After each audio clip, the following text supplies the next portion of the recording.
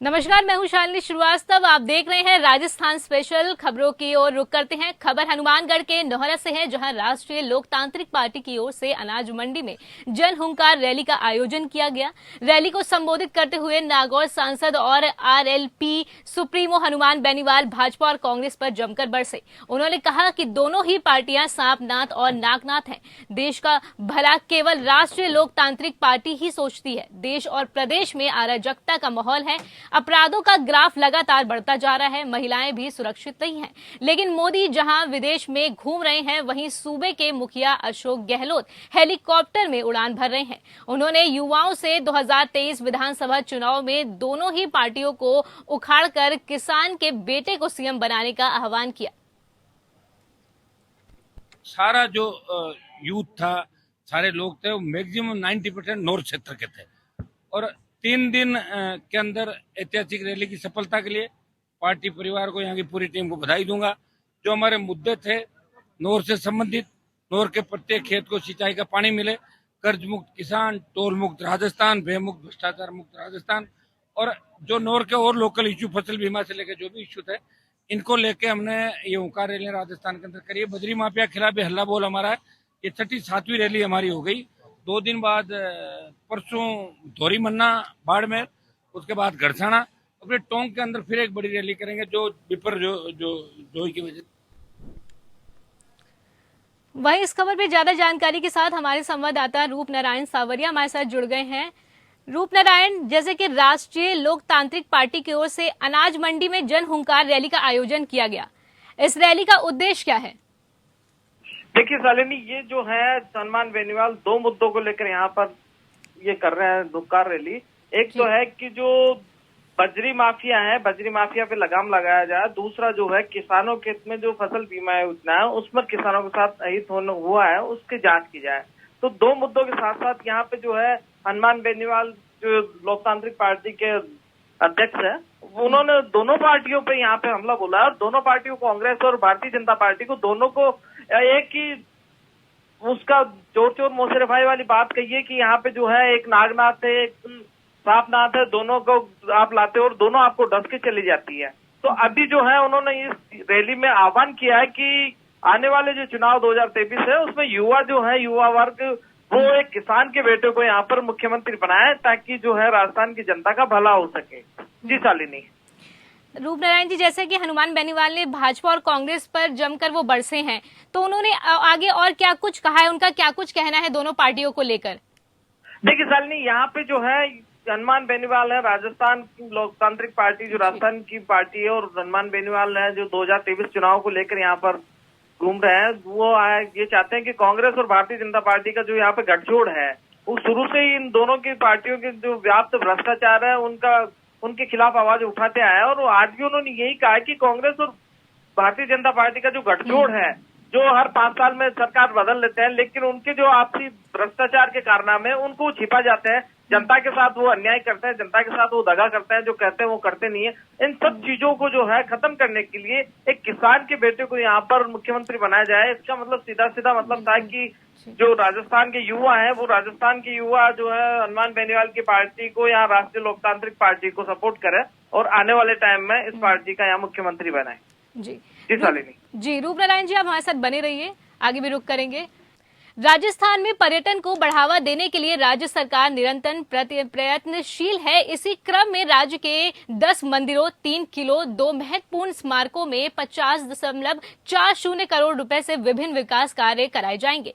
मुख्यमंत्री श्री अशोक गहलोत ने इस संबंध में प्रस्ताव को वित्तीय स्वीकृति दे दी है। प्रस्ताव के अनुसार तेजाजी महाराज सुरा, किशनगढ़, अजमेर, श्री राधा माधव जी मंदिर वृंदावन, श्री कुशल बिहारी जी मंदिर बरसाना भरतपुर, श्री राजचंद्र जी मंदिर बड़ी चौपड़ जयपुर, श्री ढार देवी जी मंदिर कोटा, श्री मंगलेश्वर मातृकृण्या मंदिर चित्तौड़गढ़ और गोगा जी मंदिर गोगा मेड़ी हनुमानगढ़ समेत कई मंदिरों में विकास कार्य करवाए जाएंगे। साथ ही 12 के शाहबाद और नहरगढ़ किले, झालावाड़ के नागरोने किले में विकास कार्य भी होंगे। इसके अलावा जालौर के तोपखाना और प्राचीन छतरियां, बता दें कि भद्रजून में भी संरक्षण पुनरुद्धार कार्य करवाए जाएंगे। यही अप्रोच रखी गई थी सरकार की तरफ से और उसका लाभ मिला राजस्थान को, क्योंकि राजस्थान की जनता भी इन्वॉल्व हो गई, पूरे प्रदेशवासी इन्वॉल्व हो गए थे उस कैंपेन के अंदर। मैंने कहा कोई भूखा नहीं सोना चाहिए, तो मुझे कहते घर है, चाहे जनप्रतिनिधि थे, हमारे विधायकगण थे, एनजीओ थे, एक्टिविस्ट थे, धर्मगुरु थे, किसी ने कमी नहीं रखी एक दूसरे की इमदाद करने में, मदद करने के अंदर। वो तारीफ काबिल था, माहौल देखने लायक था और पूरे देश ने उसको इस बात का एहसास भी किया। तो रूप नारायण सावरिया हमारे संवाददाता हमारे साथ बने हुए हैं।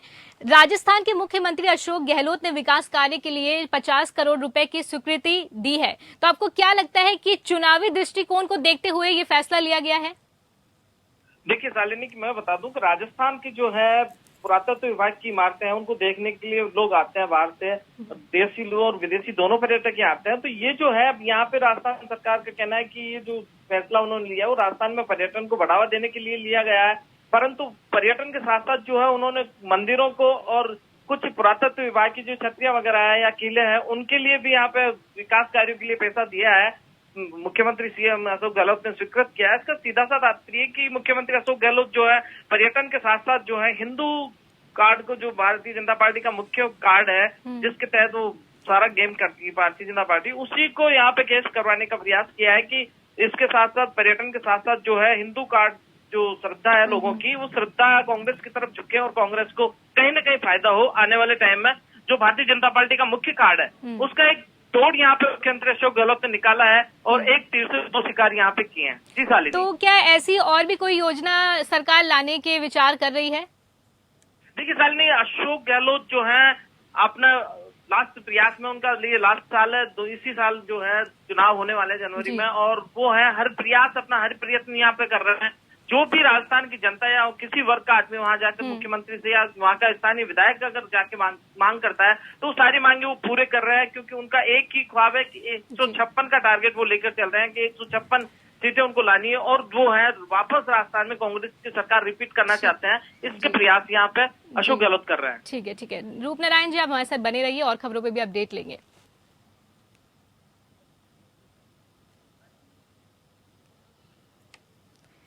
सामाजिक न्याय और अधिकारिता मंत्री टीकाराम जूली ने अंबेडकर भवन स्थित निदेशालय के सभागार में पालनहार योजना के तहत पालनहार फेस रिकॉग्नाइजेशन नवीनीकरण मोबाइल एप्लीकेशन लॉन्च किया है। उन्होंने बताया कि पालनहार द्वारा स्वयं का स्थापन ऐप बच्चों का शैक्षणिक नवीनीकरण की सुविधा मोबाइल के माध्यम से स्वयं के स्तर पर उपलब्ध हो सकेगी, जिससे समय की भी बचत होगी। पालनहार योजना राज्य सरकार की फ्लैगशिप योजना है। राज्य सरकार ने 7 लाख से अधिक लाभार्थियों को योजना का लाभ दिया है। योजना के तहत वार्षिक सत्यापन नवीनीकरण की प्रक्रिया हो सुलभ और सरल एवं त्वरित बनाए जाने हेतु वर्तमान में उपलब्ध सत्यापन बता दें कि रिन्यूअल की विधियों के अतिरिक्त तकनीकी का उपयोग कर पालनहार मोबाइल ऐप विकसित किया गया है।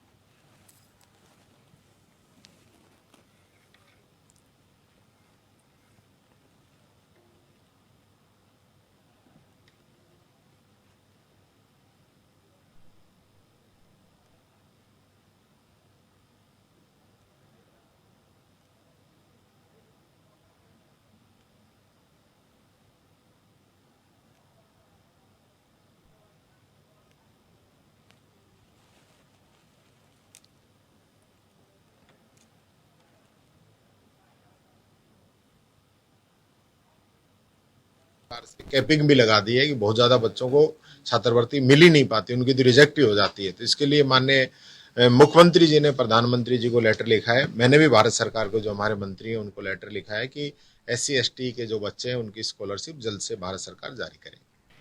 अलवर केंद्रीय कारागृह में कार्यरत जेल प्रहरी 2 दिन से अपनी 5 सूत्रीय मांगों को लेकर मेस बहिष्कार और भूखे ड्यूटी का निर्वहन करते हुए हड़ताल पर हैं।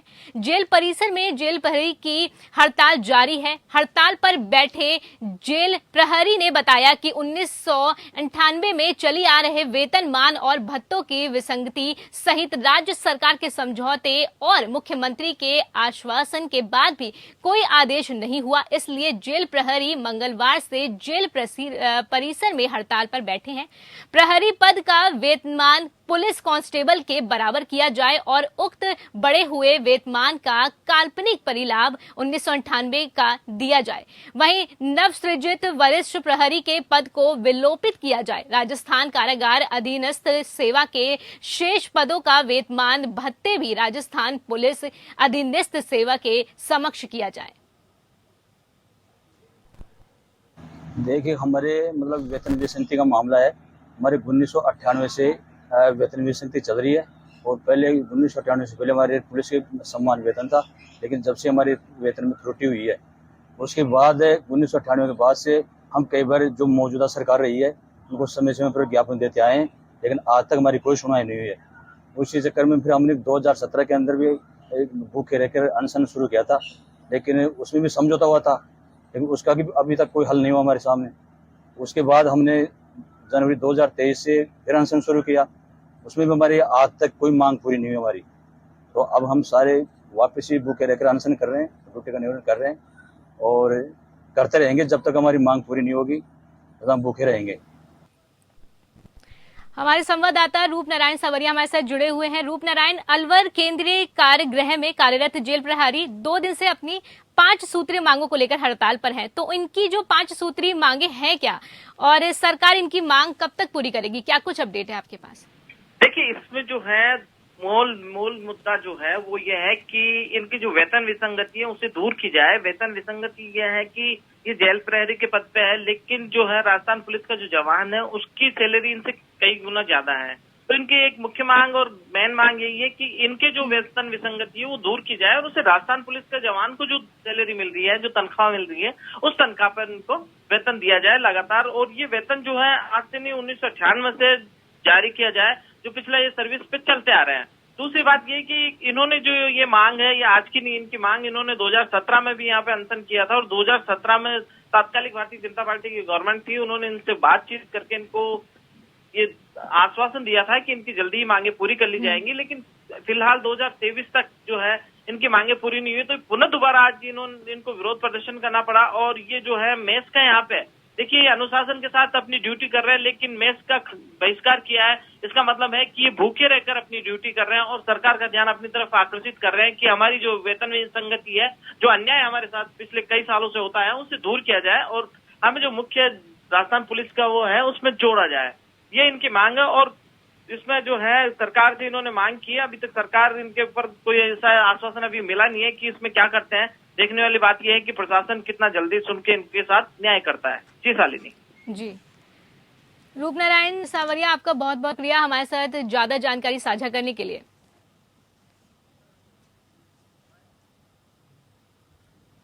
कोटा में दिन दहाड़े व्यापारियों के कर्मचारी से 31 लाख रुपए की लूट का पुलिस ने पर्दाफाश कर दिया है। पुलिस में लूट के 2 आरोपियों को गिरफ्तार कर 2,15,000 रुपए की रकम भी बरामद की है। वारदात में व्यापारी का कर्मचारी ही मास्टरमाइंड निकला है। वारदात में कुल 7 आरोपी शामिल हैं, शेष 5 की तलाश अभी जारी है। मामले को लेकर जानकारी देते हुए कोटा शहर पुलिस अधीक्षक शरद चौधरी ने बताया कि गुमानपुरा स्थित जिंदल मोबाइल शॉप से इनका एक कर्मचारी जितेंद्र 31 लाख का पेमेंट लेकर रवाना हुआ था, जिसे बाइक पर आए 6 बदमाशों ने गुमानपुरा टीचर्स कॉलोनी एरिया में घेर लिया और चाकू से वार करके घायल कर दिया और बैग छीनकर वो फरार हो गए थे। इस मामले में पुलिस ने सीसीटीवी फुटेज और अन्य तकनीकी अनुसंधान के आधार पर जिंदल मोबाइल शॉप के ही कर्मचारी विष्णु प्रजापति और उसके एक साथी इनायत को गिरफ्तार कर लिया है। विष्णु 2 साल से जिंदल मोबाइल पर ही काम करता था। उसे पता था कि कब, कहां, कैसे, कितना पेमेंट आता है और जाता है। उसने अपने अन्य साथियों के साथ इस वारदात की कहानी गढ़ी और मौका देखकर वारदात को अंजाम दे दिया। इसमें 31 लाख रुपए की लूट हुई और काले बैग में जिंदल साहब की दुकान से मिस्टर मेहता जो इसको लेकर के रवाना हुए थे और अपने मालिक गोयल साहब के लिए धनराशि को लेकर के जा रहे थे। 3:15 बजे के लगभग की ये वारदात है। उनसे 2 मोटरसाइकिलों पे आए 6 बदमाशों के द्वारा उनको इंटरसेप्ट किया गया और इंटरसेप्ट करके ये रुपए छीनने का प्रयास किया गया, जिसका कि प्रतिरोध उनके द्वारा जब किया गया तो उन पे चाकू से भी हमला हुआ। सीकर में मेडिकल कॉलेज के छात्र की हत्या के मामले में अब नया मोड़ सामने आया है। परिजनों ने सीनियर डॉक्टरों पर रैगिंग का आरोप लगाते हुए हत्या करने का आरोप लगाया है। तो वहीं पुलिस को हॉस्पिटल के सीसीटीवी कैमरे से खबर मिले हैं। पुलिस की मोबाइल कॉल डिटेल पर जांच टिकी हुई है। तो वहीं पुलिस अधीक्षक करण शर्मा ने इस मामले में त्वरित कार्रवाई करने के निर्देश दिए हैं। परिजनों का आरोप है कि उस पर होली के टाइम रैगिंग उनसे ली गई थी। तो वहीं पुलिस मान रही है कि हत्यारे मेडिकल कैंपस के ही हो सकते हैं। परिजनों ने शव का पंचनामा नहीं करवाया। परिजनों का कहना है कि जब तक हत्यारे गिरफ्तार नहीं होंगे तब तक शव नहीं लेंगे। सूचना प्राप्त हुई थी कि सीकर मेडिकल कॉलेज में बॉयज हॉस्टल के साथ में एक जगह है पर वहाँ पर एक कोई डेड बॉडी पड़ी है, जिस पर अपनी SHO सदर मौके पर पहुँचे और उन्होंने स्टाफ के साथ बातचीत करके और उसको आइडेंटिफाई किया। तो वो हनीमेश स्टूडेंट है जो 2022 बैच का है, फर्स्ट ईयर का स्टूडेंट था। उसकी डेड बॉडी होना जानकारी में आया है। बाकी उसकी डेड बॉडी को मोर्चरी में शिफ्ट किया गया है, उसके परिजनों को सूचित किया गया है और इस संबंध में जो घटनाक्रम हुआ उसके बारे में वहाँ बातचीत अभी उन लोगों से जानकारी प्राप्त की जा रही है। झालावाड़ में पुलिस महानिरीक्षक किशन सहाय ने पुलिस ट्रेनिंग स्कूल में आयोजित नव आरक्षकों के एक बेंच के दीक्षांत परेड समारोह में शिरकत की और नव नियुक्त पुलिस कर्मियों को संबोधित किया। पुलिस कर्मियों को संबोधित करते हुए पुलिस महानिरीक्षक किशन सहाय ने कहा कि नव आरक्षी अपने सेवा काल के दौरान अपराधियों में भय और आमजन में विश्वास कायम करें और इससे उनकी अच्छी छवि बनेगी। सीमित साधनों के होते हुए भी नव आरक्षकों को उच्च स्तर के प्रशिक्षण दिया गया है। प्रशिक्षण एक सतत प्रक्रिया है। देश की आंतरिक सुरक्षा के इन प्रहरियों को अपनी संख्या बल के आधार पर देश की पूरी तरह से रक्षा करनी है। वहीं नव आरक्षक अब पुलिस बेड़े में शामिल हो गए हैं। उन्हें अपने सेवा काल में नौकरी पूरी जोश और जज्बे के साथ करनी है। पुलिस महकमे में सर्वाधिक 90% स्टाफ पुलिस कर्मियों का ही रहता है। शेष 10% में अधिकारी वर्ग आता है। पुलिस कर्मियों पर कानून व्यवस्था बनाए रखने की जिम्मेदारी रहती है। पुलिस कर्मियों के दमखम पर ही देश में राजस्थान पुलिस की एक अलग छवि है।